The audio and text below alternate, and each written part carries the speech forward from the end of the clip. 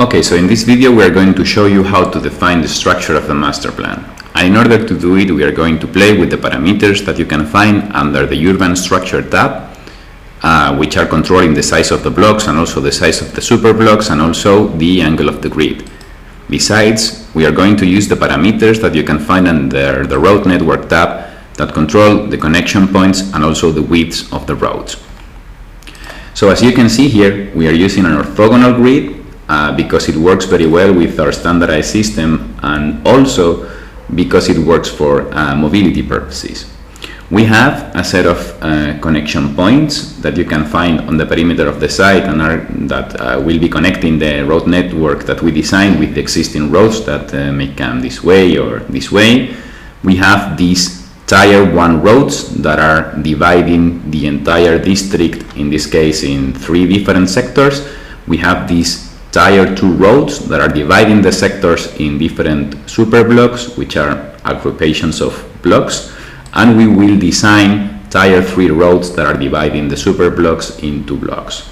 So as you can see, you can move the connection points along the perimeter of the site, and then you can get different positions. In this case, since the road is crossing a protected area, the software is warning you and saying that, hey, this is not possible, so you have to slightly move this connection point, and then you will find a viable solution. You can also modify the angle of the grid because of solar issues, or because maybe the residential fabric that you are designing, you want to connect it with the existing city this way, or because of different reasons. So now if you click on save and continue, then CityPlane will draw for you the Tier 3 road network level, which is this one that is dividing the super block into blocks. And as you can see, now we have a structure of the master plan. If you want to modify the size of the blocks or the size of the super blocks, you have to go back to the urban structure panel, and here, as you can see, we have a 25 meters module that is going to be multiplied by 3 in the X direction and by 3 in the Y direction, and that's why we have 75 by 75 blocks.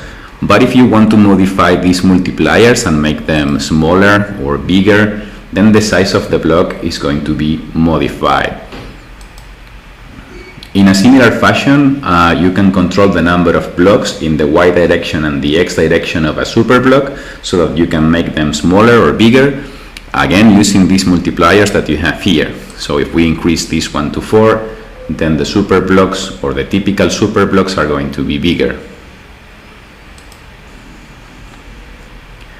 Besides this, if you go down and modify the widths of the roads, in this case the Tier 1 roads, we are going to decrease the width, we are going to increase maybe this one here. You see that the whole geometry is responding.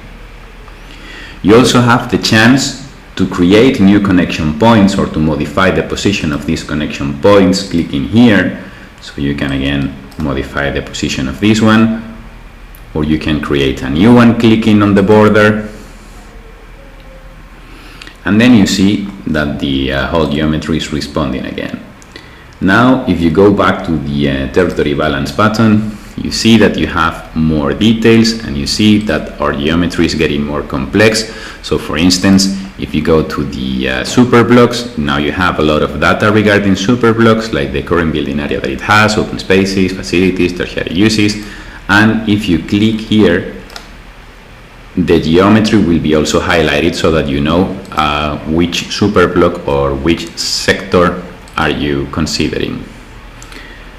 So I think this is enough to define the way in which you can draw your master plan structure, and yeah, see you guys in the next video.